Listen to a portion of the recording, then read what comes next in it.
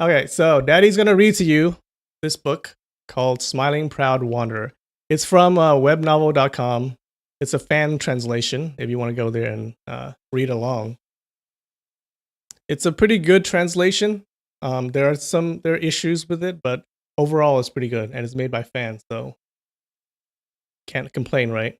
And yeah, so that means I can read it because it's not copyrighted. I think.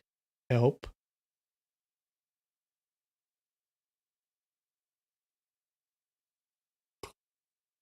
All right, you ready? Let's do this. I'll try to explain things along the way too. Yeah. Okay, chapter 1, Massacre. Also, I'm not a voice actor, but I'll try. I don't know how this is going to go. Spring was always a relaxing time of the year. The breeze gently brushed the willow trees and wildflowers, causing the air to be filled with the pleasant scent of the season. The Westgate Boulevard of Fuzhou was a stone slab road that extended all the way to the west gate of the town. So Fuzhou is a town, I think, in the southeast of China. A huge mansion stood south of the street with a tall flagpole on either side of its gate. The flagpoles were about 20 feet tall, each with a huge green banner streaming in the wind. The banner on the left was embroidered in yellow silk, bearing the image of a majestic lion. As the banner fluttered back and forth in the wind, the lion seemed as though it had come alive and were about to jump down at any time. Just above the lion's head was a pair of bats embroidered in black silk, waving their wings in flying motion. The banner on the right bore 4 huge words in black that read Fortune Prestige Escort House, all written in a bold, vigorous hand. So, Fortune Prestige Escort House. And now we see this huge mansion with a sign that says Fortune Prestige Escort House. Escort House is not what you think, you dirty, dirty person. Escort House is like a security service, a private security service. So back then, the streets were dangerous, right? There were bandits all over the place. So sometimes if you're moving from town to town, you might want to hire a security, someone who knows how to do martial arts, basically. Or if you're a merchant and you need to travel from town to town to town, then you might want to hire an escort, right? So this chapter is about the people in this business, this security business. The house itself had a large vermilion gate. Teacup-sized copper studs on the gate shone in the bright sunlight. Above the gate, characters in gold lacquer were inscribed on a huge sign reading Fortune Prestige Escort House, and slightly below, the word headquarters was engraved in a smaller font. So this is their headquarters. Beyond the gates were 2 rows of benches bordering a path, and sitting upon those benches were 8 guards in house uniform, with their faces animated with excitement. Sounds of hoofbeats came from the backyard of the court. All 8 guards sprang up and rushed out of the gate. 5 horses galloped out from the side door on the west of the mansion and stopped directly in front of the gate. Leading the pack was a beautiful horse, white as snow, with a silver bridle and stirrups. A young man in silk clothing, roughly 18 years of age, sat on the horse with a sword hanging from his belt and a bow strapped onto his back. A hunting falcon perched on his left shoulder as the horse strode along the street. The 4 horsemen following him were all dressed in tight black outfits. "The young master is going hunting," 3 guards shouted in unison. The young man smiled and cracked his whip in the air cockily.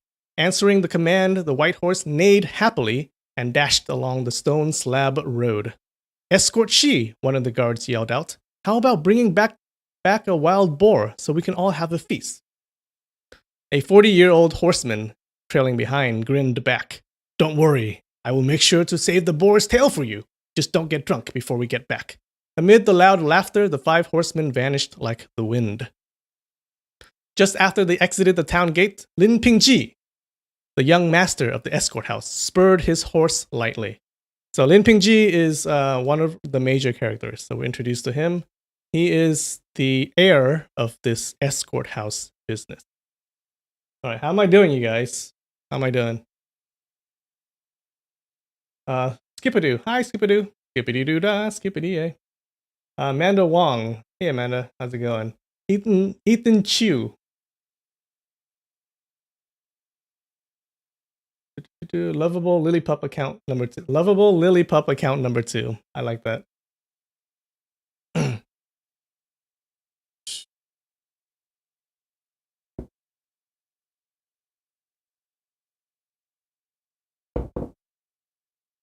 FIFA 900 says, when will Lu Bu show up? Maybe. All right, where was I? So yeah, we're introduced to Lin Pingji, one of the major characters. The horse picked up speed and soon left the rest of the pack far behind. After riding onto a small slope, he set the falcon to work. Minutes later, a pair of yellow rabbits was flushed out from the bushes. Lin Pingji quickly grabbed the bow from his back, pulling out an arrow from his saddlebag. He took aim and shot in one smooth action. The rabbit was down, with one more to go. But by the time he pulled out another arrow, it was ready to shoot again. The other rabbit had disappeared behind the bushes. Escort Zheng rode by with a smile. Nice shot, young master, he praised. Young master, hurry, we found pheasants here, henchman Bai shouted in the woods to the left. Yeah.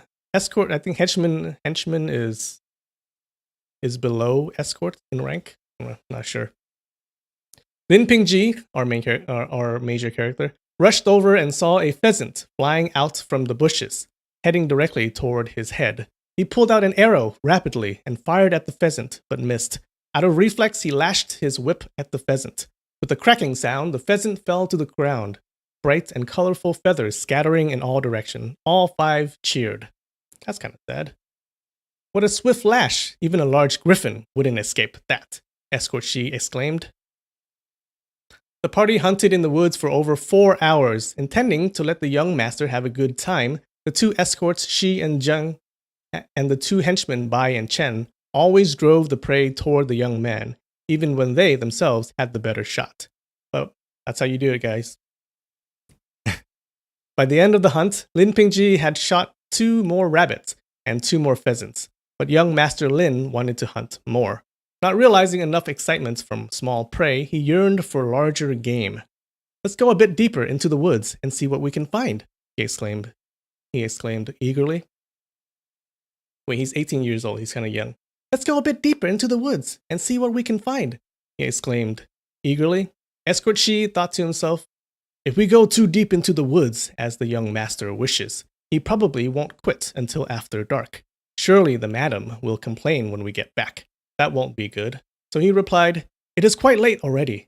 There are lots of sharp rocks around that might damage the hooves of your white horse. Why don't we try our luck again early tomorrow morning? He knew that it would be very hard to persuade the stubborn young master, but Lin Pingji loved his white horse so much that he wouldn't risk any chance to injure his precious pet. The horse had been given to Lin Pingji as a present on his 17th birthday 2 years ago. The colt had come from a foreign country and cost his grandmother in Luoyang a fair amount of gold. Just as she had expected, his suggestion worked. My snow dragon is clever enough not to step on sharp rocks, but I am not so sure about your horses. All right, let's head back then. We wouldn't want henchman Chen to crack his bottom somewhere on those sharp rocks, would we? Grinned Lin Pingji, patting his horse on the neck. Howling with laughter, all 5 turned around and started heading back home. Lin Pingji rode ahead of everyone else, but did not take the same route by which they had come. Instead, he turned north and sprinted forward. Satisfied after some rapid riding, he finally reined in the horse and let it trot, slowly. The sign of a wine shop emerged from one side of the road, not far ahead. Young master, how about a drink here? The fresh rabbits and pheasants we've got would go perfectly with some good wine, Escort Zheng suggested. So you didn't come out for hunting, but rather for drinking, did you? I suppose if I don't bribe you with some drinks, you wouldn't want to come out again tomorrow. Lin Pingji grinned as he dismounted and started walking toward the wine shop.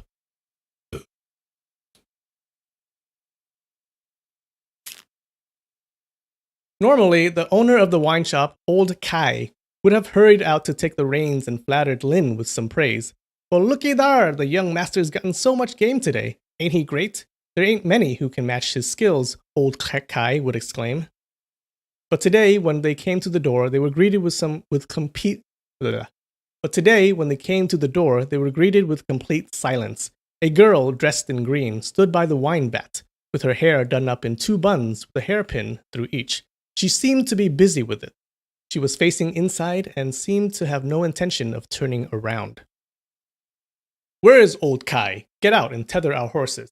Escort Zheng yelled impatiently. Henchmen Bai and Chen pulled out a bench, brushed off the dust with their sleeves, and let Lin Pingji down. The two escorts sat with Lin Pingji, and the two henchmen sat down at another table. Coughing sounds floated out from the back room, and moments later, a gray-haired old man walked out. Welcome, sirs. Can I bring you some wine? The old man greeted the group of 5 in a distinctly northern accent. Do we look like we are here for tea? Escort Zheng retorted. Of course we want wine. Get us 3 jugs of bamboo green.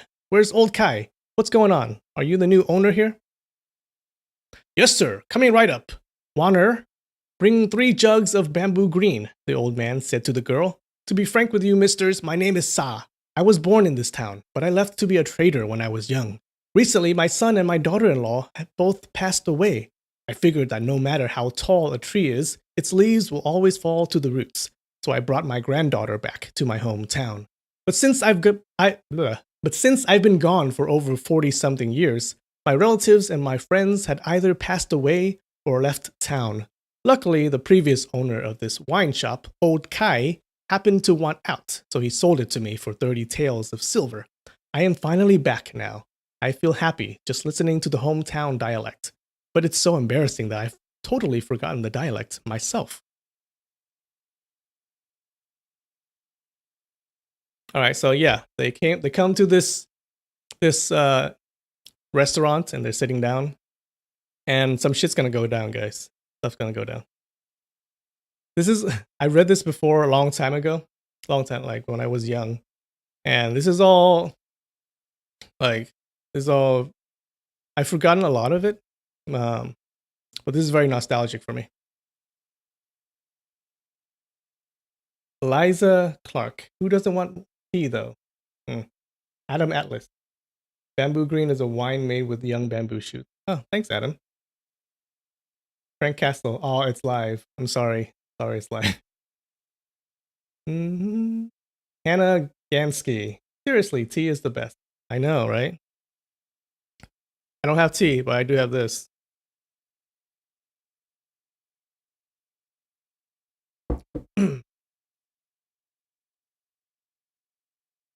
What am I drinking? I am drinking Heineken and water, because it's a lot of reading.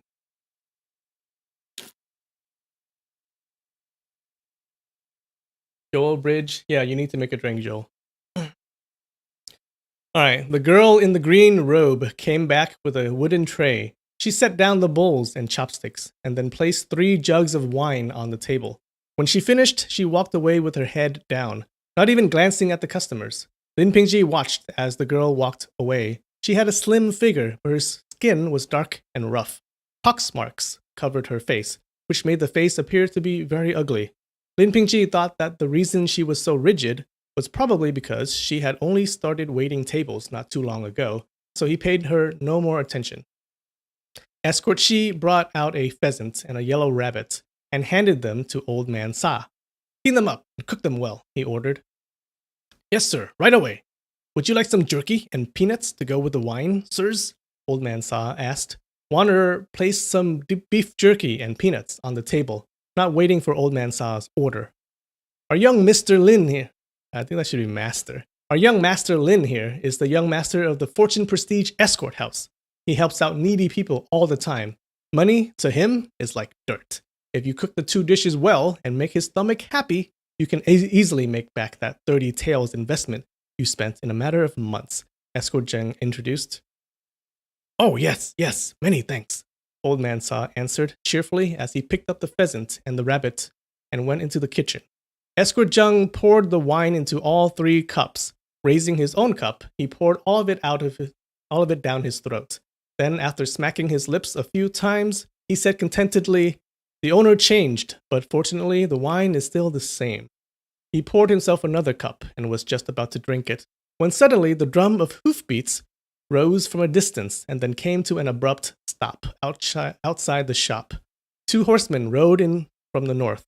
Traveling at a blazing speed, they arrived at the small shop in no time at all. "Hey, it's a wine shop. Let's go in for a couple of drinks," one of the riders shouted. Escort Shi recognized that the speaker had a distinct accent of Western Sichuan. He turned around and spotted two men in purple robes. They tied the reins of their horses to the big banyan tree outside the... Is that how you say it? Banyan tree? Outside the shop and walked in. Giving the escorts a casual glance, they made a big display of sitting down. Both had a strip of white cloth wrapped around their foreheads. At first glance, with their purple robes, they seemed to be fairly cultured people. But since both had bare legs showing in the open and bare feet in hemp shoes, they were unlikely to be so. So, since they had bare legs and bare feet, that means they may be from a part of the country that's poor, that's not as cultured, not as rich. Escort Shi knew that most people from Sichuan dressed in this manner. The strips of white cloth worn on their foreheads were in mourning for the death of Marquis Zhuge Liang. The Marquis he's very famous. The Marquis did so many great things for the people of Sichuan and was so well respected that even 1,000 years after his death, people still wore white mourning cloths on their foreheads in his memory. Yeah, so mourning cloths are these white things that you wear after someone in your family has died. So apparently these people are wearing that for Zhuge Liang. Actually, you guys think we should read these references? Maybe we should, right? Go number 7.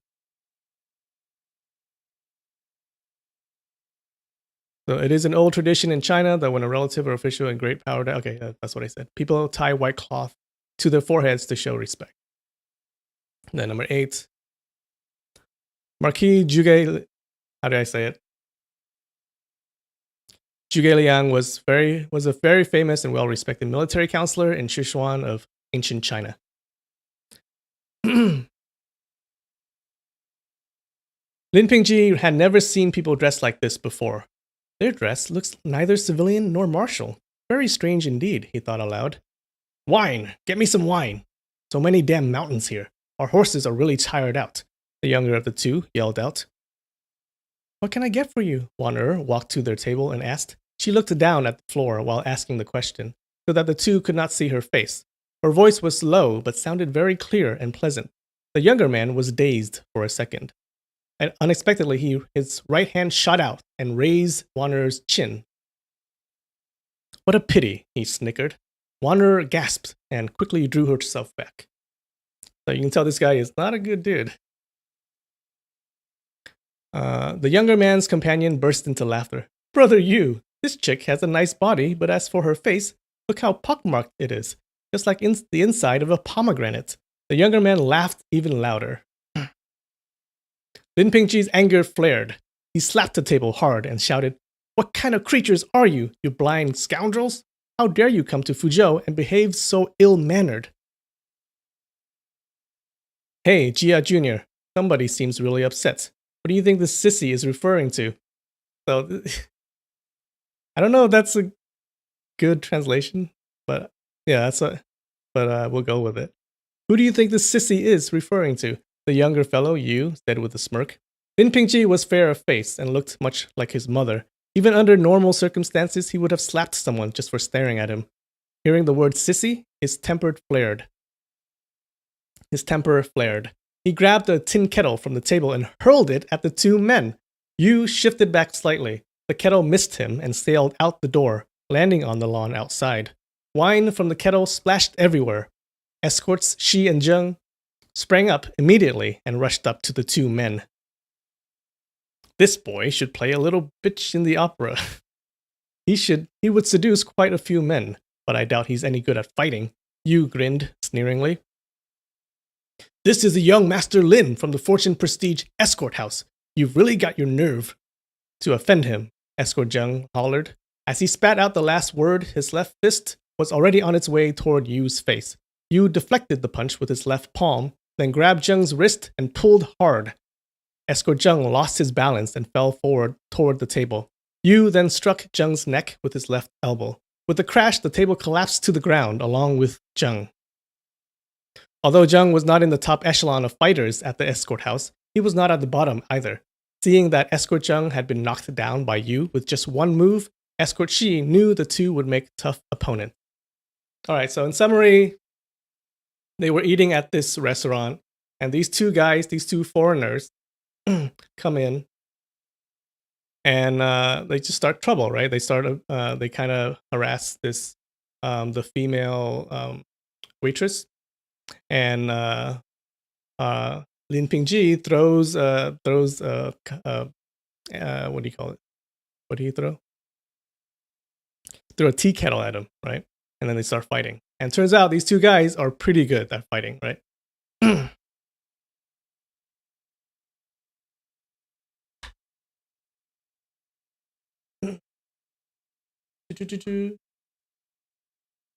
Small Wolfie. Hi, Small Wolfie. How's it going? Crystal Burns says, haha. Yes. Yes, it was a kettle. Damon Moon Spirit. Why do people do that? Why do people do what?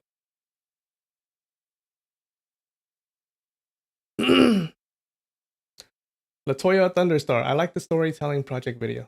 Thank you. Would you like some water? I would like some water.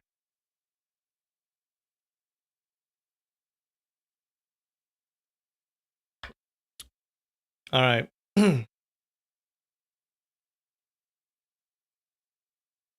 So this is the escort Shi asking, friends, who are you? Looks like you know Kung Fu. Haven't you heard of the Fortune Prestige Escort House? Fortune Prestige Escort House? Never heard of it. What the hell is that? Yu smirked. We are in the business of teaching manners to lowlifes, such as you, Lin Pingji leapt over with a roar. He struck out with his left hand, but before fully extending his arm, his right hand struck out from underneath his left hand. This maneuver was called Cloud Concealed Glare, and was a move from the Lin family's Kung Fu style of universal hands. Alright, so you see a lot of this. You will see a lot of this in these books. All the moves, they have names to them, right? And they sound cool in Chinese and in Eastern languages like Vietnamese, but it sounds pretty corny in English. Okay, it's okay though. Move past it. Move past it.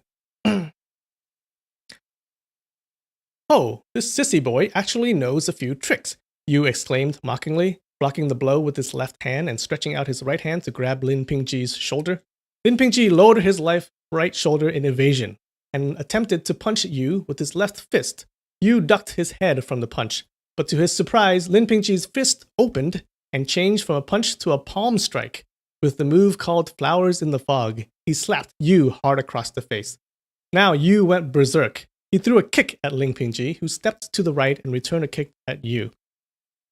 While the two fought, Escort Shi had already engaged in a fight with Jia, and Jia is the other guy. So there are two foreigners, right? Jia is the other one. Lin Pingji is fighting with Yu, and his escorts were fighting with Jia. And henchman Bai helped escort Zheng up from the ground. Swearing at the top of his lungs, Zheng leapt forward and joined Lin Pingji in the fight against Yu. Go help Escort Shi. I can handle this punk, Lin Pingji shouted. Escort Zheng knew that the young master always wanted to best others and did not want extra help. So he picked up a broken table leg and swung it at Jia's head. In the meantime, the two henchmen had run outside. One took Lin Pingji's sword, which was hanging from the saddle, while the other grabbed a hunting fork. And then both started pouring out all manner of profanity at the top of their lungs. Retainers of the escort house were not good fighters, but because they were the ones shouting out the escort songs during trips, they all had loud voices. They cursed in the local dialect. The two men from Sichuan had no clue as to what they were saying, but they knew that it must have been something quite uncomplimentary. So yeah, so there are, in Lin Pingji's group, there are two escorts and there are two henchmen. Looks like the two henchmen can't fight, but what they can do. But even though they can't fight, they can do the next best thing, which is to stand on the sidelines shouting profanity, right? Like cheerleaders. Lin Pingji is focused on using moves from the universal hand style to fight Yu. He had practiced this form with many escorts in the escort house, partly because this form of martial art was indeed excellent, and partly because no one from the escort house who valued his employment was stupid enough to beat the young master. Thus, even though Lin Pingji had a good understanding of the form, he did not have much actual fighting experience. He had fought some local rascals in Fuzhou before. However, no street thug would prevail against the fighting style of the great Lin family. In less than 3 moves, they would all end up running away, with either a swollen face or a bloody nose. But things were quite different this time. After only a dozen or so moves, Lin Pingji had to swallow his pride and admit that his opponent was really tough. Oh, Tristero. Hey, how's it going? Thank you so much for your donation. Tristero says, truly seductive reading voice. Much love, Lin. Thank you so much. And then, okay, how do I do this? I've never done this before. We got some super chat. Soro Erie, $10. Thank you. Thank you so much.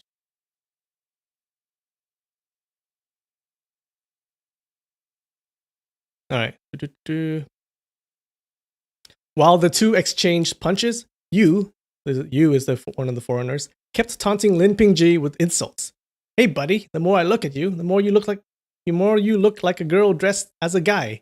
Look at those lovely cheeks of yours. Why don't we stop fighting so I can give you a big kiss? What do you say?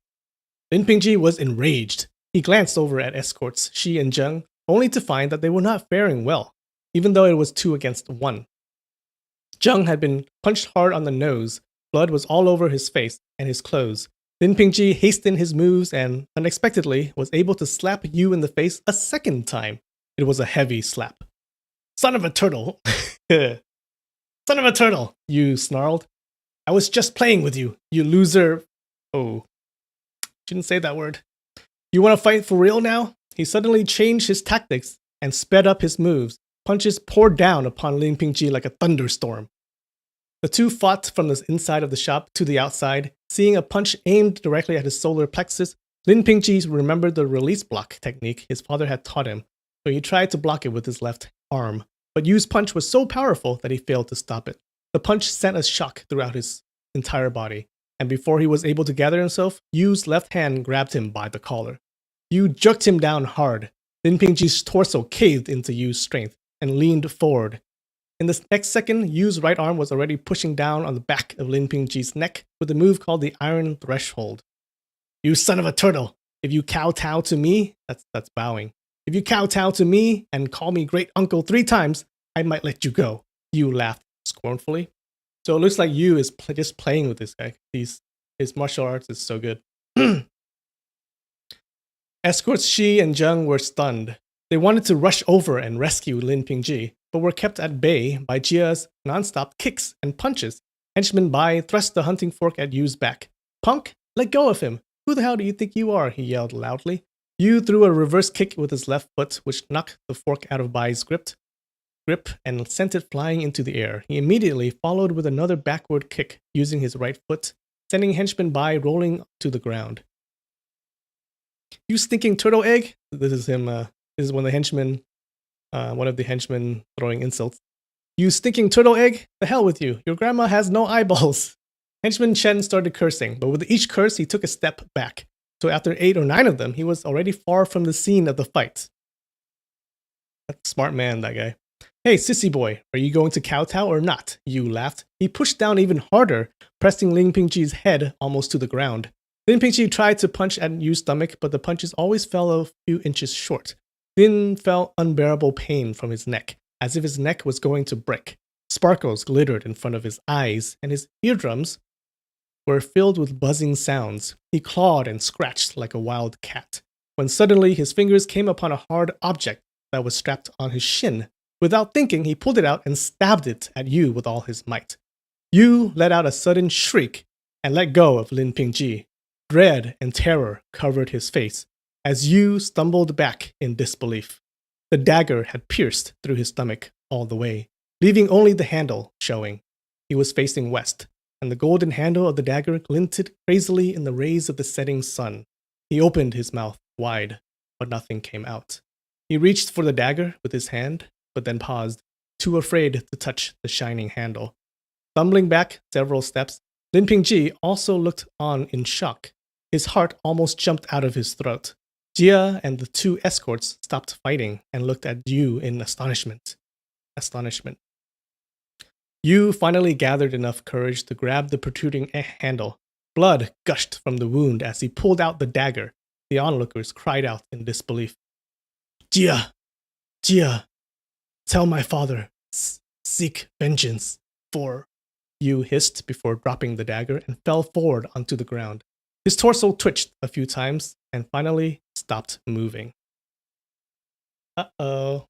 The plot thickens.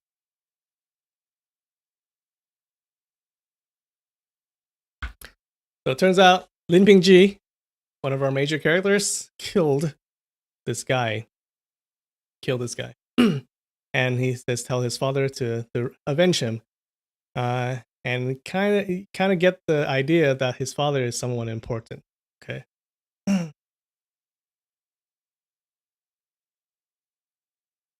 M's P says already first death. Yep, first death. First of many.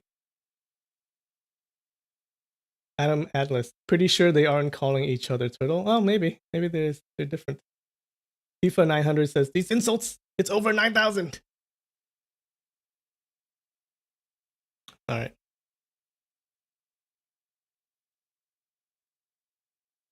You guys, reading is hard. Like, I had to drink a lot of water. Drinking beer probably doesn't help either. Oh, if I get you might see me get Asian glow. Because I get that.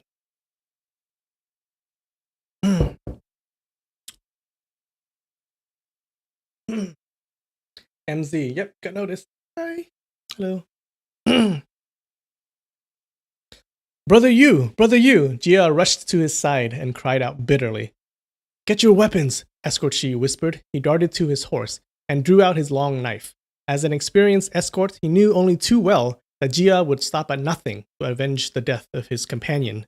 Jia glared murderously at Lin Pingji for a few seconds, and then quickly retrieved the dagger from the ground and dashed to his horse. He mounted in a hurry, wasting no time in untying the rein. In a swift slash, he cut the horse loose with the dagger. Jia spurred his horse hard, and within moments, both the horse and its rider disappeared into the northern horizon. So the second foreigner, Jia, runs away. Henchman Chen walked up to the body and kicked it hard, sending it rolling over. Blood continued to gush from the wound. You big moron, how dare you insult our young master? Now you've learned your lesson. But Lin Pingji had never killed anyone before. His face turned pale in fright. Escort Shi, what shall we do? I didn't mean to kill him. His voice trembled.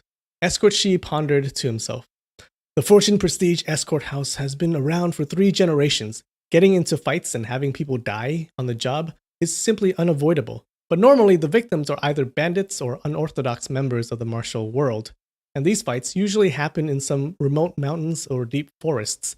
Afterwards, we simply bury the corpses and forget about the whole thing. Of course, the bandits would never go to the authorities and report the killing. But this time, the victim was obviously not a bandit. And the scene is close to a populated area. Murder is no small crime. Even the son of a governor or mayor wouldn't be able to get off easily if they committed such a crime, let alone the young master of an escort house. Reflecting upon these facts, he came to a decision. Let's move the body into the shop, he said with a frown. It's too close to the road here. We don't want anyone to see this. Luckily, it was already quite late, and there was no one passing by. Henchmen Bai and Chen hauled the body into the shop. Young master, do you have any money on you? Escort Shi whispered to Lin Pingji. Yeah, I do, Lin Pingji answered anxiously as he took all of his money out in a hurry. There were about 20 taels of silver in all. Escort Shi took the silver and walked into the shop. Setting the money on the table, he said, Old Sa, that's the owner of the shop. This outsider was harassing your granddaughter, and our young master was just trying to help. He didn't want to kill the man, but he had no choice. All of us witnessed the whole event.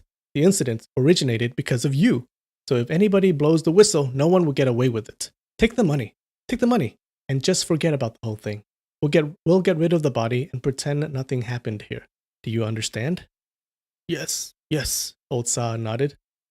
Killing a few gangsters is a piece of cake for us when we escort cargoes, Escort Zheng exclaimed. These two Sichuan rats behaved so suspiciously, I bet they were either burglars or rapists. They must have come to Fuzhou looking for crimes to commit. Our young master saw through their disguises and took care of them for the safety of the town. He should have gone to the authorities for a reward, but our young master does not want to go through all that trouble, and he doesn't really care about this kind of fame. You, old friend, better keep your mouth shut. If you let anything out, we will say that you are their accomplice and that you were just using this wine shop as cover to spy for them. From your accent, anyone could tell that you're not from here. People would say, how did those two just happen to show up right after you took over the shop? What a coincidence. I won't say anything. I know nothing, Old Sa said hurriedly in compliance. Led by Escort Shi, Henchman Bai, and Chen, buried the body in the garden behind the shop. They also cleaned up all the bloodstains in front of the door. If we don't hear anything unusual in 10 days, Escort Zheng said to Old Sa, you'll get yourself another 50 taels of silver. But if you really feel like telling stories, when the Fortune Prestige Escort House has killed hundreds of bandits, well, the Fortune Prestige Escort House has killed hundreds of bandits before. It wouldn't be any trouble to plant 2 more bodies in your garden, would it? We won't dare! Thanks, many thanks, Old Sa complied yet again. It was already dark outside by the time everything was finally handled. Lin Pingji relaxed a little, but still felt uneasiness as he went back to the escort house. When he entered the front hall, he saw his father sitting in a wooden armchair, his eyes shut, lost in thought. So Lin Pingji's father is the owner of the escort house. Now, apparently this escort house is pretty big, okay? They have branches in multiple cities, but this is their main branch, their headquarters. Dad, Lin Pingji called. Went hunting? Caught any boars? Lin Jinan opened his eyes and asked with a smile. So Lin Jinan is the father. No, Lin Pingji replied. Lin Pingji lifted the pipe in his hands and suddenly struck downward toward Lin Pingji's shoulder. Take that, he exclaimed. Lin Pingji knew that his father always liked to impulsively check up on his progress in fighting skills. Typically, he would have countered this plunging comic star, the 26th move in the evil resisting sword art, with the Buddha blossom. Okay. Yeah, see what I mean? There's a lot of moves, right? So typically he would have countered this plunging comic star, which is the move that his dad attacked him with. The 26th move in the evil resisting sword art, which is the style or the name of that sword style, or the martial arts style. With the Buddha blossom, which is another move, the 46th move in that style. But his mind was so burdened by the incident at the wine shop that he thought his father had already learned about the incident and was bestowing his punishment with his pipe. He dared not move, crying out plaintively, Father! Lin Jinan's pipe halted just about 3 inches from his son's shoulder. What's with you today? You think you'd have the shoulder? You think you'd still have the shoulder when you are actually fighting someone? If you were this clumsy? Lin Jinan asked. Although the words were harsh, a smile played about his mouth. Alright, so to summarize, they kill one of the foreigners. They bury his body behind the shop, and they bribed the shop owner to keep his mouth shut. Right? And now he's back. Lin Pingji is back at home with his father.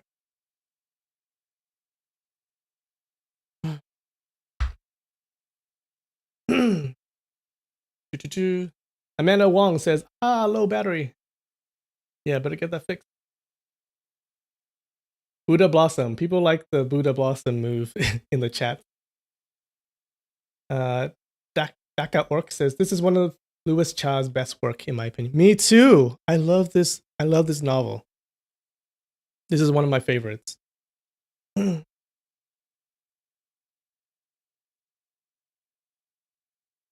Maya says bribe with a healthy helping of threats. That's right. The best kind of bribes. All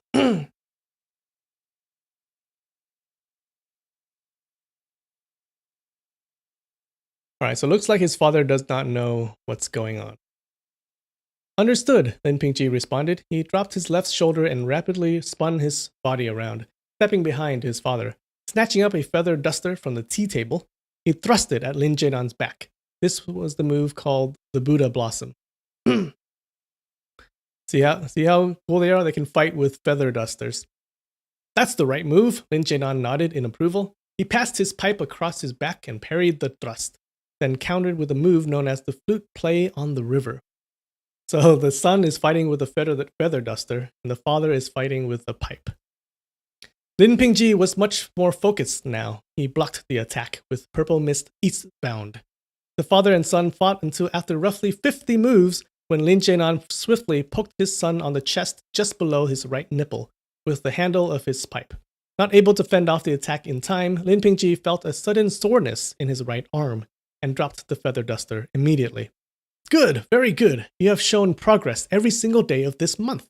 You lasted 4 more moves than yesterday. Lin Jaedan smiled gleefully and sat back down. Pingji, guess what? Our escort house has received wonderful news today, he announced while filling his pipe with fresh tobacco leaves. Lin Pingji took out a firestone and lit the pipe for his father.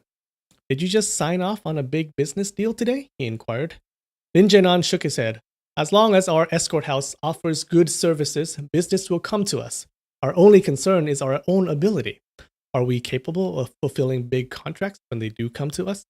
He inhaled deeply and then blew out a cloud of smoke. Escort Zhang sent us a message from Hunan. From Hunan. Hunan? How do you pronounce that? Hunan. There's a reference here. Let's see what it says. Yes. Hunan is a neighbor province northwest of Fujian province. Adam Atlas says, Linfamy, you should stream on Twitch. What is the difference between streaming here and streaming on Twitch? I'm a noob. Hunan. Hunan.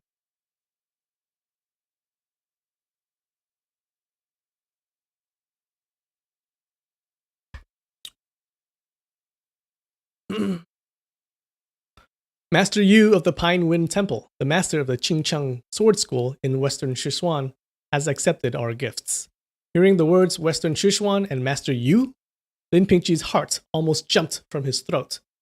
Accepted our gifts? He repeated in a mutter. Remember, Sichuan was where those two guys came from. And Yu, Master Yu, Yu is the last name of one of those guys, the guy that he killed. I haven't really told you much about the business of the escort house, Lin Jianan went on. You wouldn't have understood anyway, but you are growing up fast, and the heavy burden of running the escort house will slowly shift onto your shoulders. It's time for you to start taking a larger part in the business of the escort house. Son, we've been in the escort business for 3 generations. We have been able to expand to today's scale and become the largest and most renowned escort house south of the Yangtze River. How did we accomplish this? First, because of the great fame of your great-grandfather. Second, because of the fighting techniques our ancestors have handed down generation after generation. Anyone mentioning the name of Fortune Prestige Escort House will give a thumbs up and say, what fortune, what prestige? In the escorting business, reputation counts for 20%. Real fighting skills count for 20%, but the final 60% has to depend on your relationship with both the unorthodox and orthodox members of the martial world. Now, a couple of things here. So this Fortune Prestige Escort House, okay? This family, apparently their great-grandfather has this this martial arts style that's really, really good. That's really good. Everyone wanted it. He was like, he was dominating the world, right? With his martial arts, right? So that martial arts is being is being handed down through this family. Okay? And his father has that. And Lin Pingji, the son, is learning it. Okay? So now here it says the unorthodox and orthodox members of the martial world. That translation is kind of weird, kind of iffy. So in the martial world, in this book, it's divided into two sides, right? One is the unorthodox, and the other is the orthodox. Orthodox is kind of like the light side and the dark side. The orthodox side is like the people who are generally seen as the good guys. They're like they're the goody two shoes. They help people. They're honorable. They do all this. They seem like good guys, right? The unorthodox is the dark side, where they're generally seen as the bad guys, right? They don't follow the rules. They can kill. They would kill people without any qualms, right? So they're the two sides. Thing is, that's very general. That's a generalization. Some members can be good or bad, and they can be part of both, right?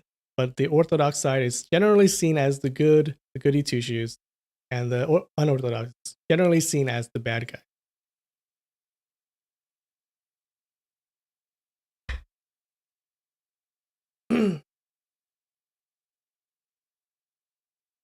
Nikki says Twitch lets you change the color of your name. Is that the only? That the only? That the only advantage? Adam Atlas says technically 3 unorthodox can also be the gray sect, which is good, too good or bad. Yeah, that's right.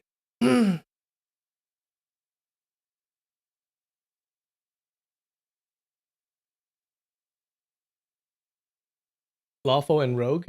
Yeah, that works. I think. Yeah, so orthodox are usually lawful, and unorthodox, they don't really care about the law generally. All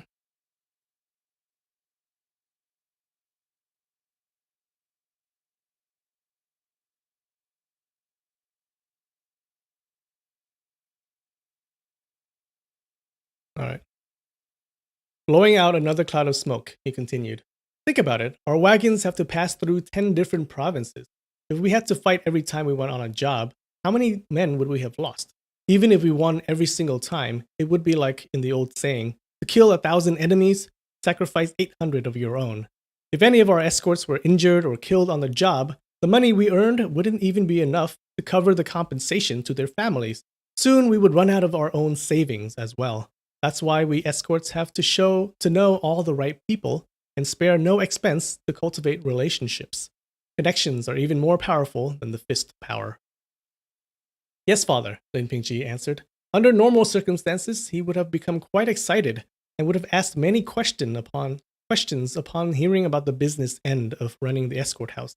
Yet today, all he could think of were the words Western Sichuan and Master Yu. His heart pounded wildly. Your father's kung fu is surely not as good as either your grandfather's or your great grandfather's. Lin Jinan exhaled another cloud of smoke. Right, so yeah, the great grandfather had really good martial arts, but for some reason, it's being passed down through the generations, and his descendants are just not as good, and we don't know why yet. But my management skills are definitely better than either of theirs. Your great-grandfather founded the business in 4 provinces, from Fujian to Canton in the south, and north to Zhejiang and Jiangsu. I expanded the business to 6 more provinces, Shandong, Hebei, Hunan, Hubei, Jiangxi, and Guangxi. What's the secret here? Let me tell you. Make many friends and few enemies. Our escort house is called Fortune Prestige. Remember, fortune comes before prestige. This means fortune is more important than prestige. Fortune will only come if you make many friends and few enemies. If we change it to prestige and fortune, wouldn't that mean we would ride roughshod Wouldn't that mean we would ride roughshod over above others for glory? Ha ha. Lin Pingqi forced a hollow laugh, which was devoid of amusement. All right, I need more water, guys. Need more water.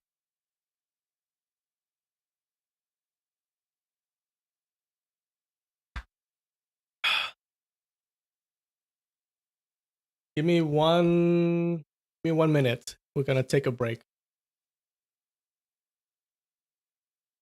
Ugh.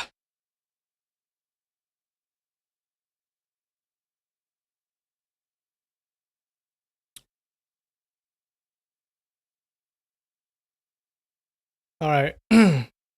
Beer is not a good thing to drink while reading. It makes my throat all dry.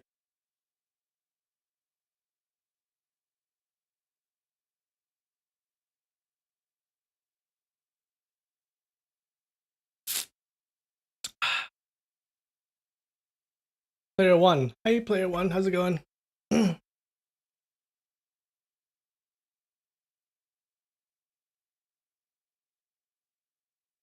Hey, Tamara. Tamara Heck. Lloyd says you're too young to grunt when you sit down.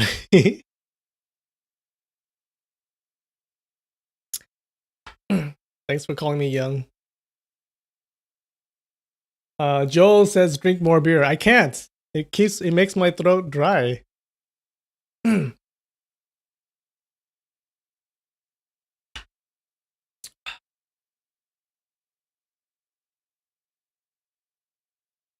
right.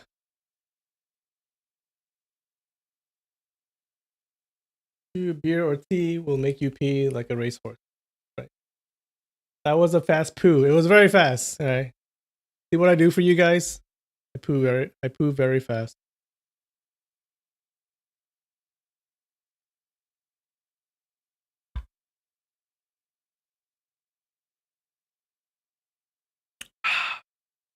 All right. I think I'm good now.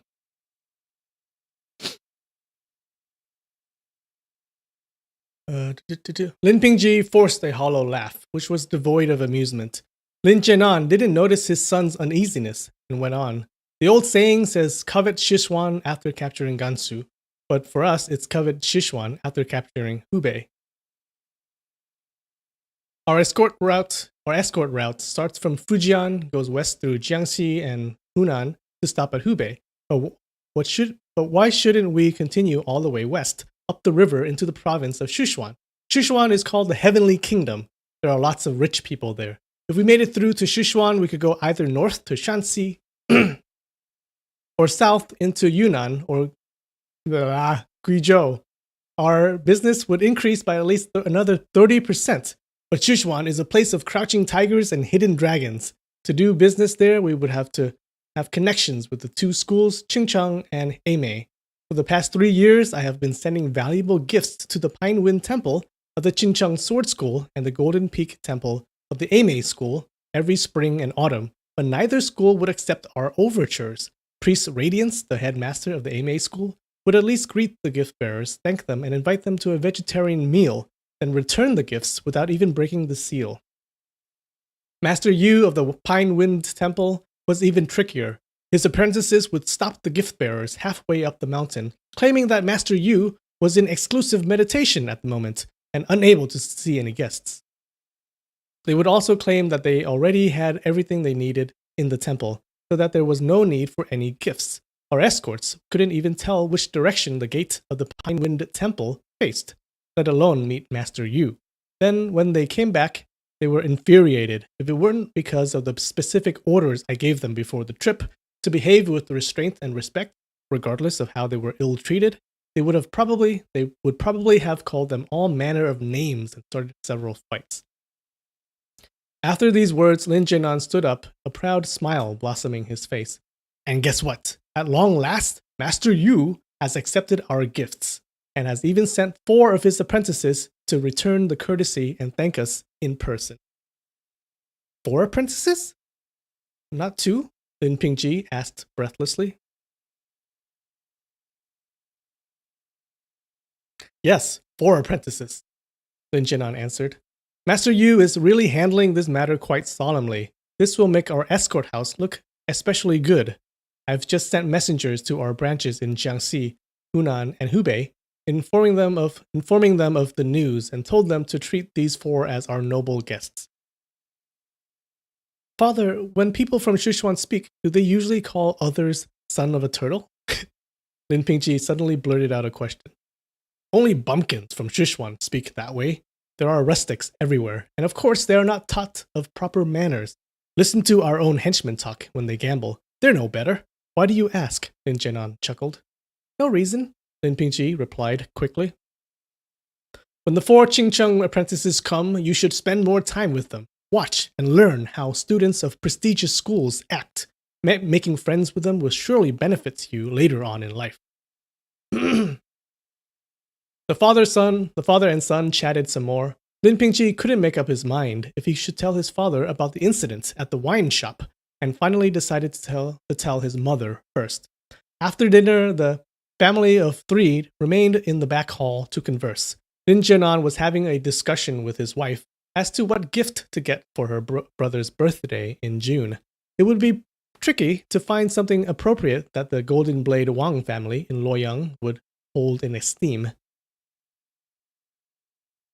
A sudden uproar came from outside, and moments later, several people rushed into the room. Where are your manners? Lin Zhenan frowned. 3 henchmen had burst in. The man in front muttered in a disturbed tone. Chief Master! What's the matter? Lin Zhenan snapped in annoyance. Bai is dead. Henchman Chen blurted out the words. Lin Zhenan was slightly astounded. Who killed him? Gambling must have led to the Who killed him? Gambling must have led to the quarrel. He became quite angered, thinking how hard it was to regulate the roughnecks of the escort house. They would often fight and draw their knives for no reason, and as they were headquartered in the capital of the province, it could be rather troublesome if someone were killed on their premises. No, it is not like that, Chen explained hastily. Xiao Li was going to the outhouse just a minute ago and saw Bai lying in the garden nearby. His body was already cold, but there's not a single wound on the body. No one knows how he died. Must have been some kind of a disease. The plot thickens.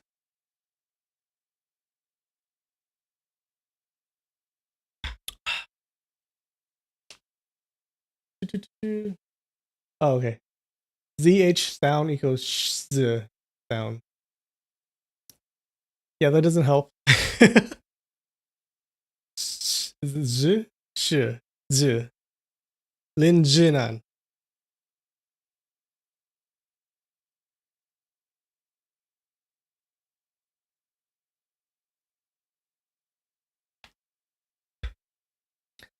Slightly astounded.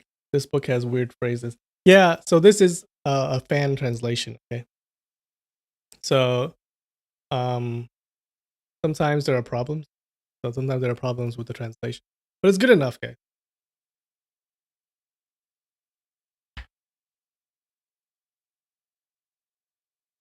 Amanda Wong says something bad's about to happen. Right. Lin Zhenan breathed out a sigh of relief and relaxed immediately. Let me go have a look. He started walking toward the garden and Lin Pingji followed behind. When they arrived at the yard, a number of escorts and henchmen had already gathered around the body. Seeing the arrival of the chief master, the crowd moved back. Lin Zhenan took a close look at Bai's corpse. Bai's clothes had been unbuttoned, and clearly there were no bloodstains. No wounds at all? Lin Zhenan asked Escort Ju, who stood next to him.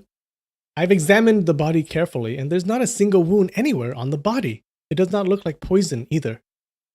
Escort Ju replied, which Lin Zhenan acknowledged with a nod.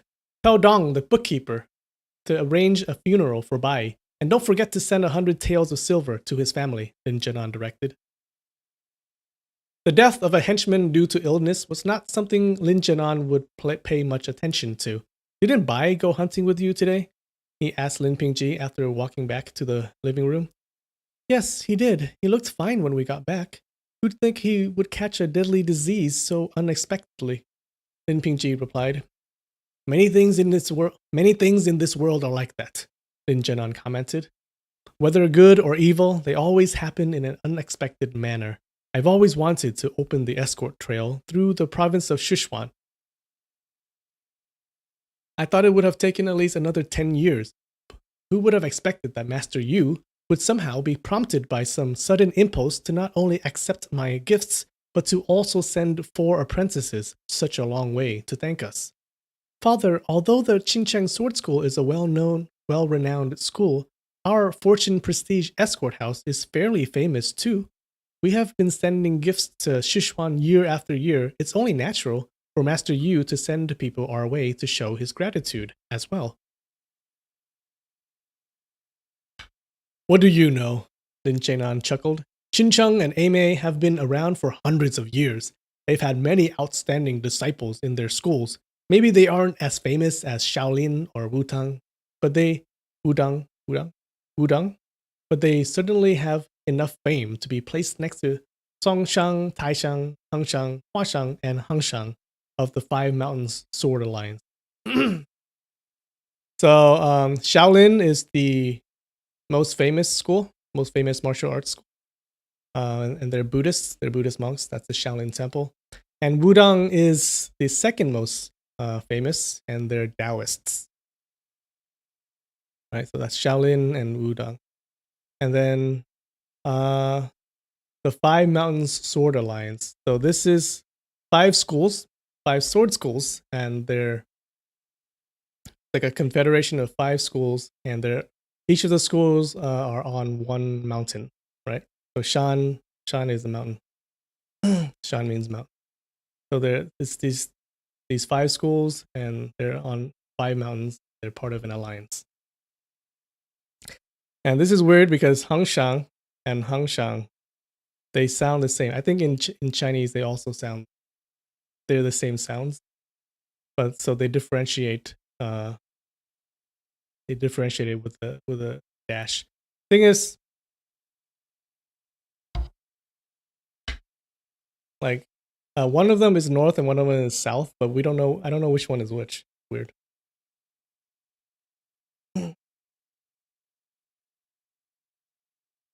Joel Bridge, thanks, Joel. Brother, do we see cultivator later? Is there cultivation? I guess there is. But this is not like a cultivation story, right? It's more of a wuxia. So, so they're not. They can do martial arts, but they're not like super godly powerful.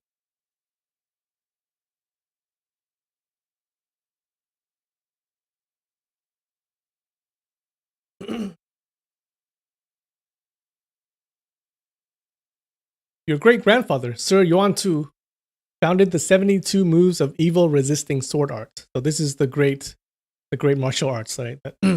That their great-grandfather had. This set of sword techniques shocked the entire martial arts society and gained him great fame. You can say that he had never met his match in swordplay. After this sword style was passed on to your grandfather, its eminence declined. It was then passed on to me, and I am afraid that it has declined even more in my hands. The Lin family had only one child in each generation for the last 3 generations. We don't even have any apprentices. With only you and me, we really don't have the same kind of manpower that those other schools have. We could gather all the people from our escort houses in the 10 provinces, then we could take on any of them: Shaolin, Wudang, Eimei, Xincheng, or the Five Mountains Sword Alliance. Lin Pingqi declared. Lin Jianan was amused. Son, it's all right to say something like that when you are talking to me, but if you had said those words to an outsider, you'd get into a lot of trouble. The 84 escorts we have at our 10 escort houses each has his own specialties. Of course, when we all gather together, we aren't afraid of anyone. But what do we gain by beating other people? It is well said that manners and amicability make great fortunes. It is especially true for us in the escort business. What are we going to lose by being humble while the others go around showing off? Oh no! Escort Zhang is dead too! Somebody suddenly yelled from outside. Lin Jianan and Lin Pingqi were both dumbstruck. Lin Pingqi jumped out of his chair and muttered, "They're back for It took him great effort to finally swallow the word revenge back down his throat. Lin Jianan was already on his way out and didn't catch what Lin Pingqi had just said. Henchman Chen rushed in and yelled incoherently, Chief Master, trouble! Escort Zhang's spirit is possessed by the Sichuan demon too. Stop this nonsense. What Sichuan demon? Lin Jianan roared with a stern face. Sir, the demon, the man from Sichuan, was already ferocious when he was alive, so of course he would be more terrifying after death, Chen said lamely. Seeing the chief master's hard countenance, he dared not continue, and only looked to Lin Pingji with a mixed expression of fear and grief. Now, yep, another dead body. Amanda Wong says, oh, this definitely isn't a disease. Yeah, doesn't look like a disease to me.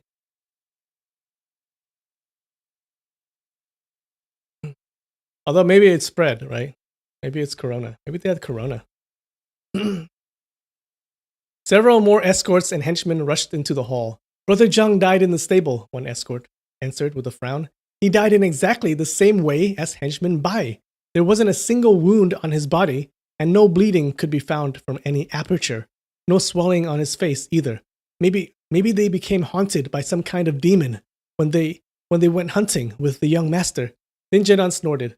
I've lived all my life without ever seeing either a ghost or a demon. Let's go have a look. He walked out of the hall and into the stable. Escort Zhang's body lay on the ground, his hands still holding onto a saddle. Apparently, he had been taking the saddle off before his sudden demise. There was no sign of any struggle. As it was already dark outside, Lin Zhenan asked a henchman to hold a lantern while he examined Lord Escort Zhang. He carefully checked all parts of the corpse, including all the major bones, but failed to find any sign of injury, not even a broken finger. Lin Zhenan was not superstitious. When Bai had died suddenly, it was just a strange occurrence. Now that Escort Zhang died in the exact same way, it had to be more than a coincidence. If they died of a plague or some kind of a disease, why were there no red or black spots on the bodies? Could the two deaths have been related to something that happened during his son's hunting trip? He turned around and asked Lin Pingji, besides Escort Zhang and henchman Bai, it was just Escort Shi and he who went hunting with you, right? He indicated henchman Chen. Lin Pingji nodded. You two come with me, Lin Zhenan said firmly. Turning to another henchman, he instructed, go ask Escort Shi to report to the East Hall. East Hall immediately. I want to have a word with him.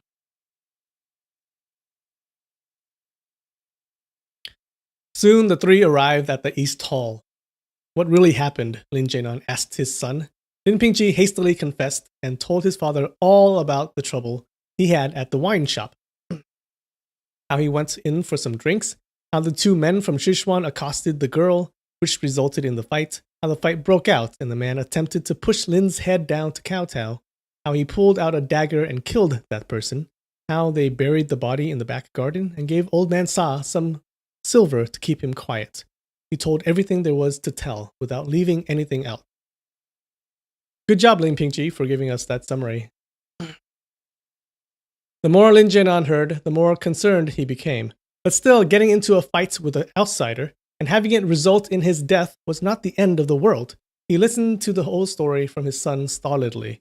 When Lin Pingji finished, he pondered in silence for a moment and then asked, did these two fellows ever mention which clan or gang they belonged to? Not a word, Lin Pingji answered quickly. When they spoke or did things, did you notice anything unusual? Lin Zhenan inquired further. I didn't see anything unusual. The fellow Yu... Did you say the man's name was Yu? Lin Zhenan interrupted. Yes, I heard the other guy calling him Brother Yu, but it might have been something else. They had accents, so I couldn't understand them too well. It can't be. It can't be a coincidence. Master Yu said he was going to send someone over. How could they have arrived at Fuzhou so quickly? They don't have wings. Lin Zhenan shook his head and muttered to himself. Father, you don't think those two were from the Qinchang sword school, do you? Lin Pingji's voice quivered. Lin Zhenan did not answer. Instead, he performed a move and asked, when you attacked him using this move from the universal hands, how did he fend it off? He couldn't fend off that move, so I slapped him hard on the face, Lin Pingji replied. Good, very good, excellent, Lin Zhenan smiled. The room had been filled with foreboding, but now that Lin Zhenan showed a smile, Lin Pingji felt quite relieved and could not help smiling himself. When you hit him with this move, how did he respond? Lin Zhenan asked again, performing more different moves as he spoke. I was infuriated at the time. I can't remember too well. I think I punched him in the chest. Hearing that, Lin Jianan became even more relaxed.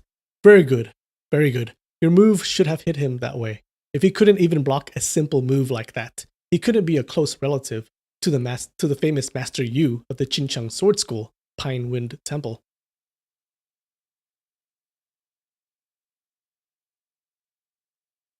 He kept saying very good, but he wasn't complimenting his son's fighting skill. He was just relieved. There must have been many people named Yu in the province of Sichuan. If this particular Yu could not even beat his son, he must have been a terrible fighter. Such a rotten fighter definitely had nothing to do with the Qincheng Sword School. He kept tapping on the table with his right middle finger as he pondered upon the situation. How did he grab a hold of your head? He asked. And Lin Pingqi demonstrated how he couldn't move when his head was held. Henchman Chen also felt much encouraged. Bai was trying to poke him with the hunting fork, he interrupted, but the fork was knocked out by the guy's back kick, and then Bai was also kicked down. Lin Jianan felt a shock run through his body. He asked immediately. He kicked Bai with a back kick, and then kicked the fork out of his hands? How did he perform those kicks? It was something like this. Chen grabbed the back of the chair and threw a reverse kick with his right foot, then jumped and threw another back kick with his left foot. These two kicks looked very clumsy, almost like a horse kicking back its hind legs. Lin Pingqi watched the two clumsy kicks and could not help laughing. Dad, see? But then seeing the fearful expression on his father's face, he stopped abruptly. These two kicks seemed to be the unique shadowless kick maneuver of the Qincheng. Son, how did he perform the kicks exactly? Lin Chengnan inquired. My head was held at that moment. I couldn't see how he kicked, Lin Pingqi said. Of course, I'd better ask Escort Shi. Lin Jianan exited the room and yelled, Where is Escort Shi? Why isn't he here yet?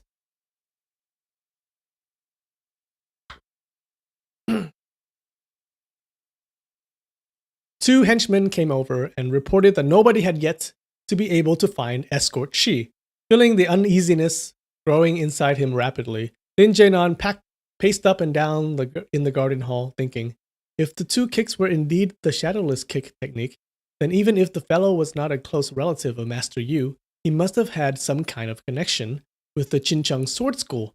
If that's the case, then who was he? He finally decided to check it out himself. So he ordered the henchman, Go get Escort Kui and Escort Chi. Escort Kui and Chi were the careful types, both experienced and prudent, and well trusted by Lin Jianan. Having heard about the sudden death of Escort Zheng and the disappearance of Escort Shi, they were already waiting outside the hall. As soon as they heard their names called, both walked into the room. We need to go check something out, Lin Jianan explained. Escort Kui and Escort Ji, my son, and Chen, come with me. Lin Pingqi leading the way, the group of 5 rode out of town and headed north. Soon they arrived at the small wine shop. The door of the shop was shut. Right, so they go back to that restaurant, that wine shop, I guess, to investigate. Old man Sa, open the door. Lin Pingqi pounded on the door and called out. He knocked and knocked, but there was no response. Escort Kui signaled to Lin Jianan that they should bash down the door. After getting a nod from Lin Jianan, he struck the door with both hands. With a resounding crack, the door's bolt snapped, and the swinging doors squeaked back and forth on the rusty hinges.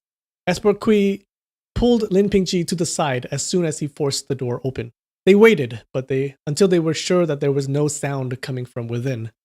Lighting a fire, they entered, and then lit an oil lamp sitting on the table along with 2 lanterns. They searched both the interior and exterior of the shop, yet could find no one. However, blankets, trunks, and other everyday accessories were still within the shop. The old fellow got scared. There was a murder here, and the body was even buried right in the back garden. He was afraid of getting into trouble, so he just ran off, Lin Jianan said with a nod. He walked into the garden and pointed to a hoe that was leaning by the wall. He commanded, Chen, dig up the body. They're going to dig up the body. Dig up the body.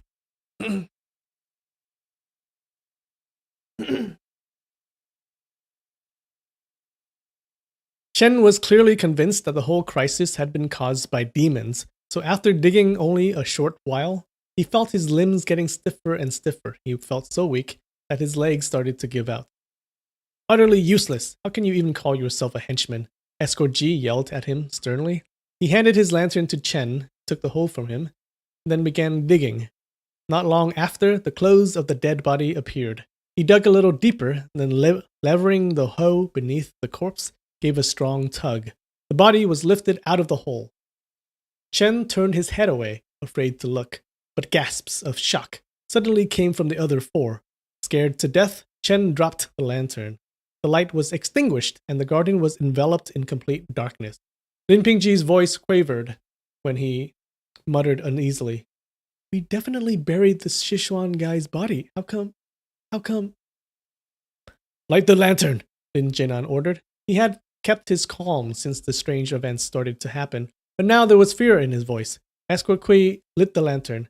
Lin Jinan bent down to check on the body. Minutes later, he declared, "Same kind of death. Not a single wound at all." Chen finally gathered enough courage to give a glance at the body, and then he screamed, "Escort Shi! It's Escort Shi!" The body they had dug out was that of Escort Shi, and the corpse of the man from Sichuan had vanished.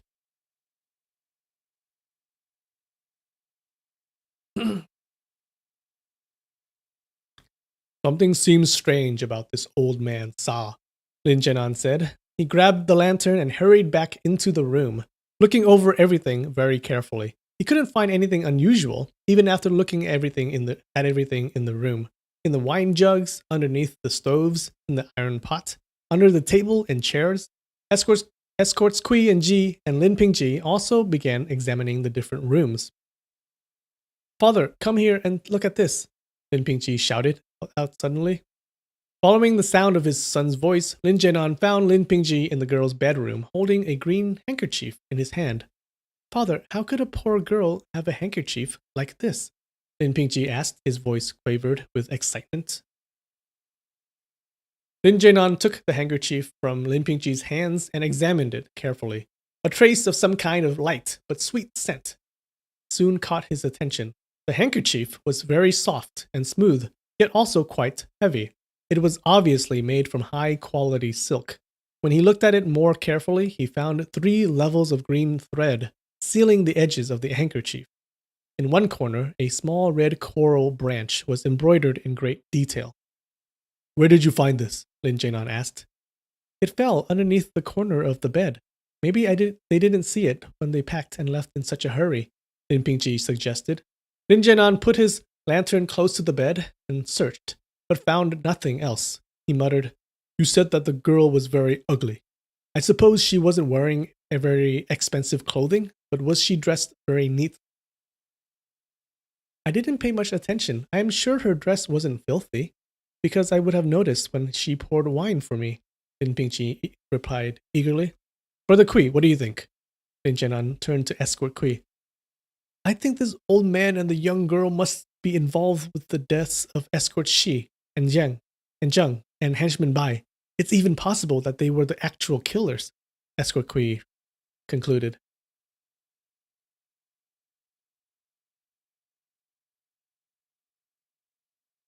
"The 2 fellows from Sichuan must have been in on it too. Otherwise, why would they move the dead body?" Escort Ji added. "But that fellow Yu was harassing the girl. I wouldn't have called him names otherwise. They can't be working together," Lin Pingji objected. "Young master," Escort Kui explained, "you may not realize it, but we are living in a very dangerous world, and that people may intentionally set traps in which others may fall. It happens all the time. 2 people pretend to fight, and when someone comes to try and separate them, the 2 will suddenly turn on him." "Chief Master, what's your opinion on this?" Escort Ji asked. The old man and the young girl must have come for us. I am just not sure if those 2 fellows from Sichuan were in league with them," Lin Jinan replied. "Father, didn't you say that the Master Yu of Pinewind Temple sent 4 people over? There were exactly 4 people," Lin Pingji muttered restlessly. These words struck Lin Jinan like a hammer. The Fortune Prestige Escort House has always known great respect to the Qincheng Sword School and has never done anything to displease them. Why would Master Yu send people to stir up trouble? Why? He muttered to himself. The four just looked at each other in silence. No one could think of anything to say. After a long while, Lin Jinan finally spoke. Let's move Escort Chi's body inside first. When we get back to the escort house, don't mention this to anyone. We don't want the authorities to know about this and cause any unnecessary trouble. The Lin family respects others and wants no trouble, but that doesn't mean we are cowards who don't fight back.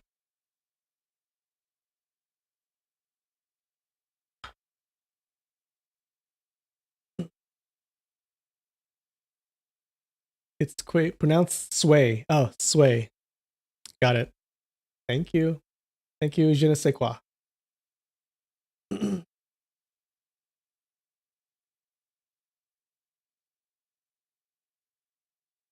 Chief Master, Escort G agreed heartily.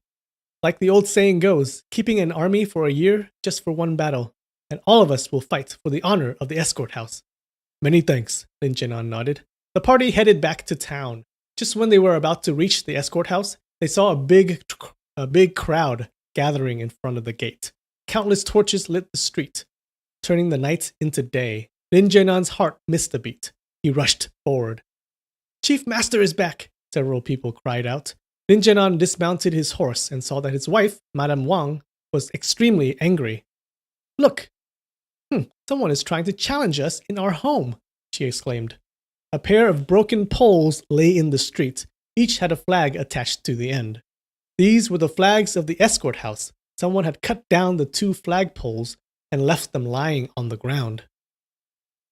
The broken ends had very smooth cuts, apparently were cut down with a very sharp blade. Madame Wang was not carrying a weapon, so she drew Lin Jinan's longsword out from the sheath at his waist. With two sharp tearing sounds, she cut the two flags from the broken flagpoles. Picking the flags up, she went inside through the gate. Escort Sway, Escort Sway, cut the stumps of the two flagpoles down, Lin Jinan instructed. It won't be an easy task to take down the Fortune Prestige Escort House.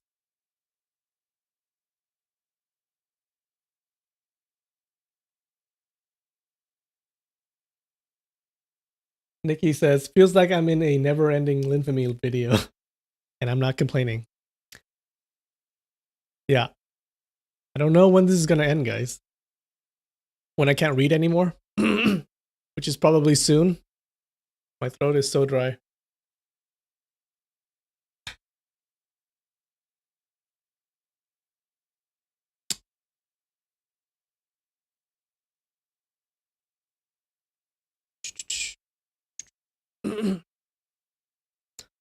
Where am I?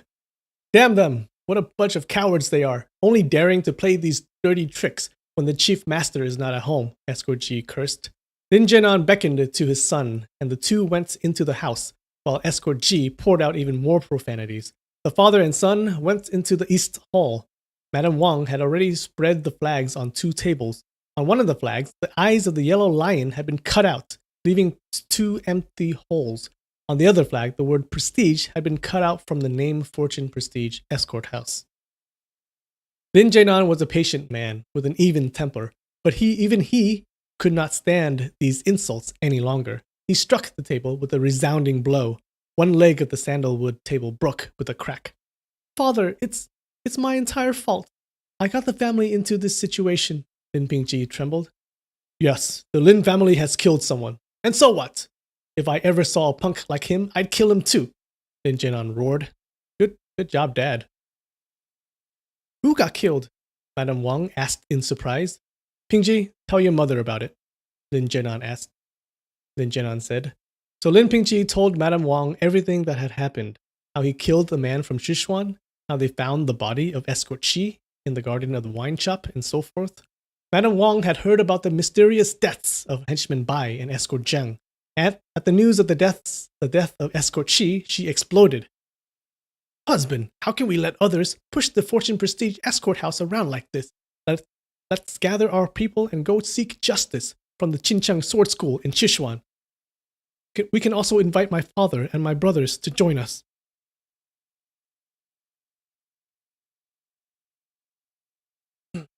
Go mother, too. Go mom.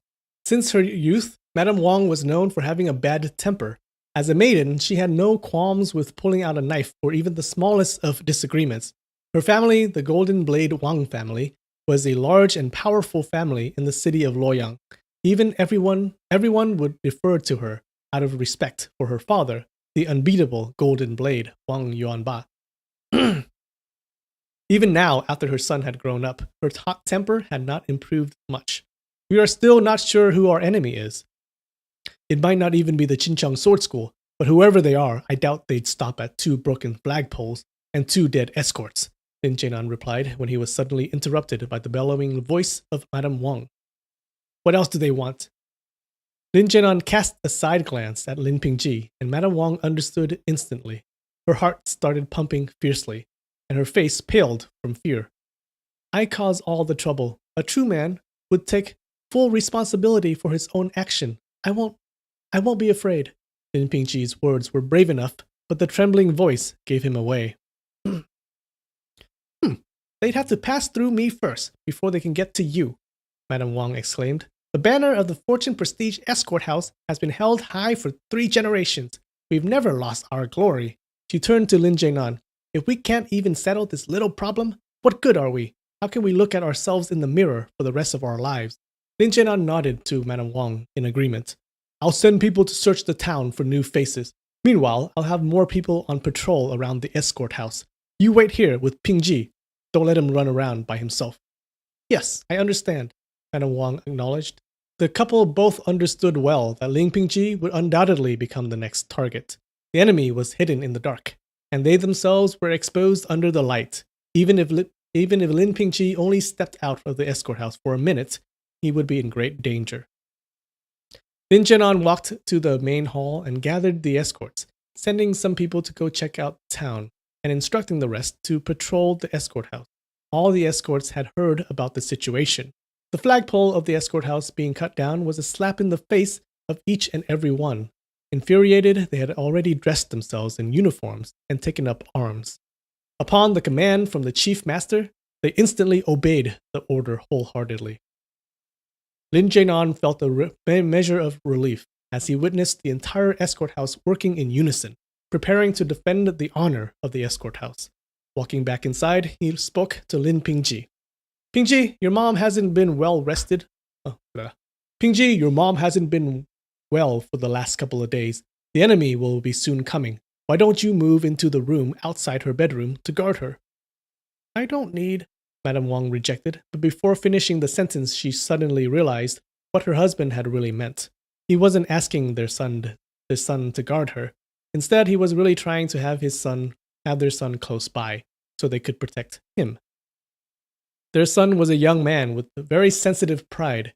If they had asked him to hide behind them, he would probably feel humiliated and go straight out to challenge the enemy into a fight. That would be too dangerous, so she immediately swallowed the second half of the sentence down her throat. That's right, Pingji. Mom is having joint problems these days. Both my arms and legs feel weak. Your father needs to take care of the escort house and can't be accompanying me all the time. If the enemy gets in, I won't be able to fight them off. I'll stay with you, Lin Pingji stated without hesitation.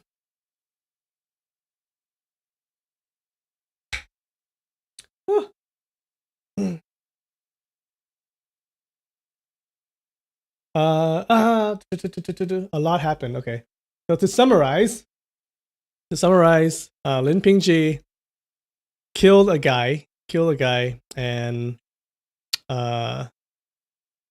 they buried him. But then now he's back at home, and then now suddenly people in their family are being killed one by one, and they think that Lin Pingji, the major character that we're seeing right now, Lin Pingji is going to be the next one. Okay, so his parents are trying to protect.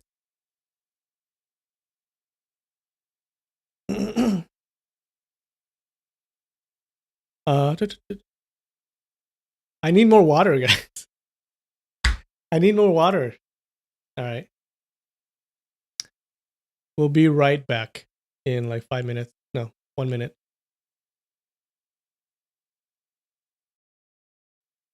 Okay, I'm back. I'm back. I think this chapter is almost done. Chapter is almost done. And so is my voice. My voice is almost done. Jigsaw plays. Hi, Jigsaw. Amanda Wong, thanks for staying around. Thanks for sticking around. Small Wolfie, thanks for sticking around.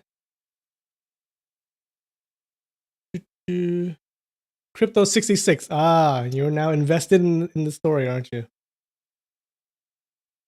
Mr. Dino, I hope you're doing good during this pandemic too. Tercero says need elevator music. Hmm.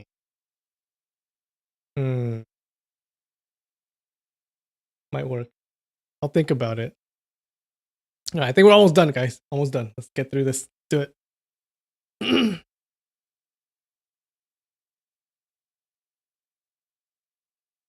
That night, Lin Pingji slept on the bed just outside his parents' room. The couple left the door open. Placing their weapons right next to their pillows, they slept dressed so that they could jump up to fight at any time. The night passed uneventfully until dawn when someone outside the window called in a low voice, "Young master! Young master!"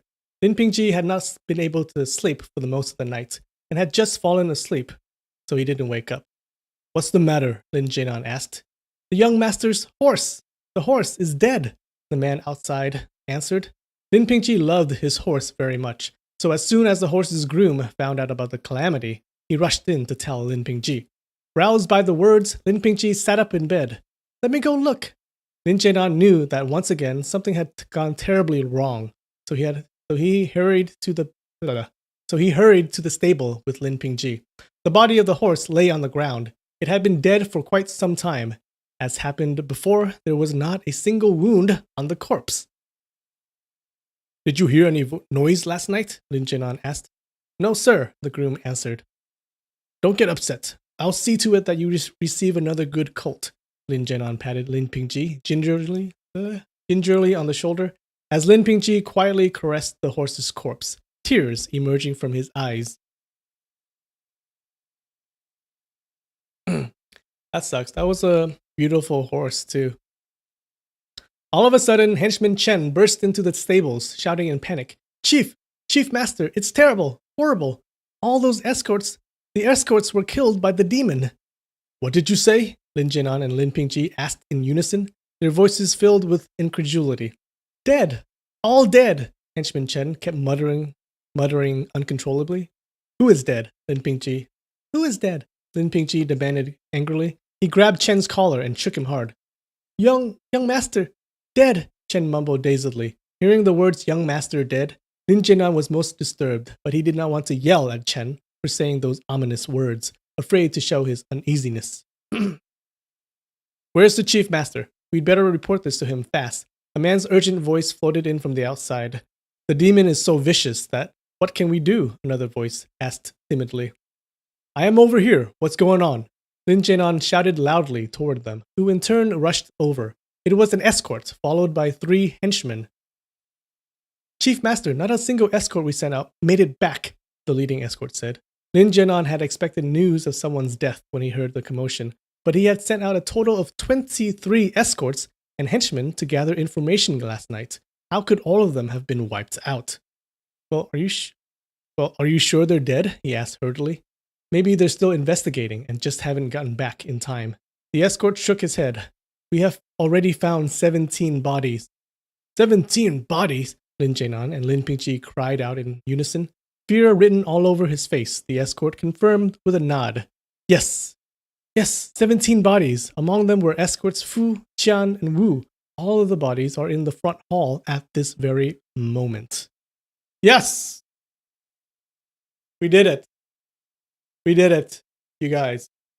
That was 1 chapter, I think. Wait.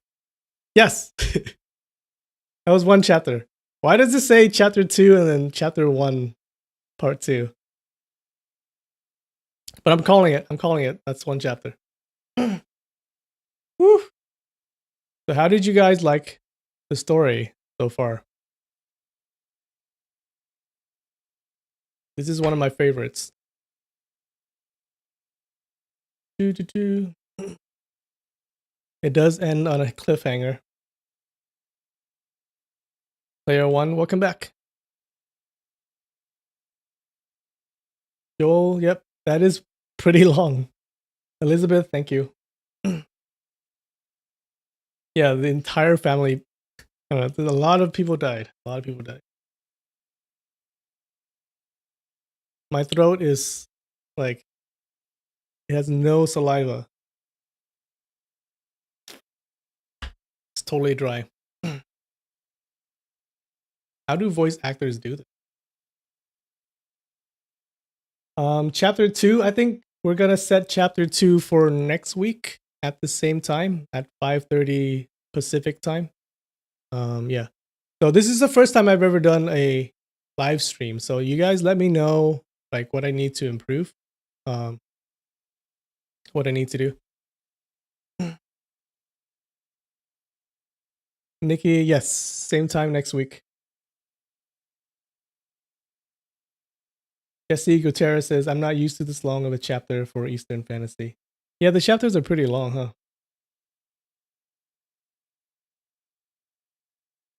Discord server? The problem with that is that I need to manage it.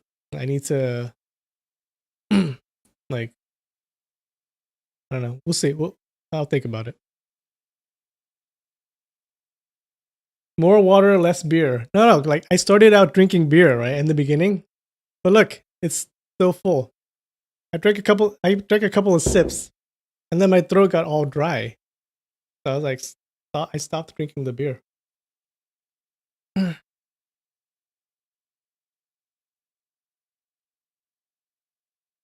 How many chapters does it have? Let's see how many chapters this has, okay?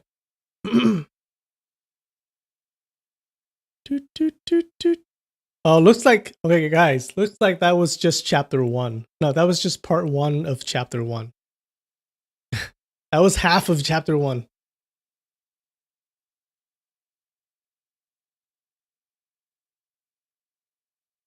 There are 40 chapters. Yeah, 40 chapters. Each one of them that long, I believe.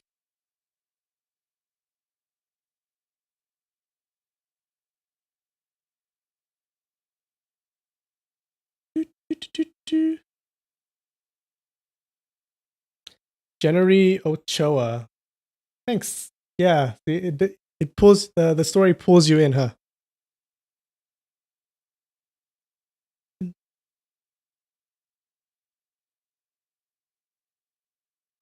Yeah, so I'm just gonna keep reading. I'll just keep reading this. Maybe, yeah, I think we'll do it every Sunday, okay? All right. And that's not 40 streams. That's 71 streams. That's 71 streams. I think by the time we get to 71, there will be no one left on the stream. No one will be listening. Okay, guys, I think we're done. Thanks for joining. Let me know what I can do to improve, and I'll see you next week. Bye, guys.